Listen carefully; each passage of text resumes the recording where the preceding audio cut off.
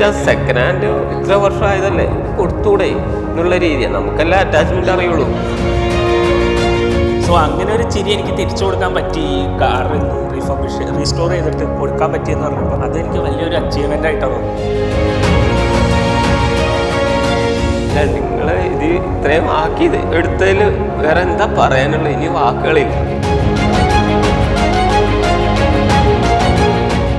House വൈഫാണ്. എൻ്റെ ഒരു വലിയ ഡ്രീമായിരുന്നു. ഫാദറിന്റെ കാർ അത് വാഗനർ എന്ന് പറഞ്ഞ് ഇതുവരെ വിളിച്ച എൻ്റെ സുന്ദരി. വാലന്റൈൻ ഡേയിൽ കിട്ടും ഇങ്ങനെയൊക്കെ പരിപാടി വെക്കുമെന്നൊന്നും എനിക്ക് പ്രതീക്ഷിച്ചില്ല. എൻ്റെ ലൈഫിൽ ആദ്യത്തെ അനുഭവമാണ്. ഇങ്ങനെ ഒരു മൊമെന്റ് ഞങ്ങൾ തന്നതിൽ ഞങ്ങൾ താങ്ക്സ് ആണ്.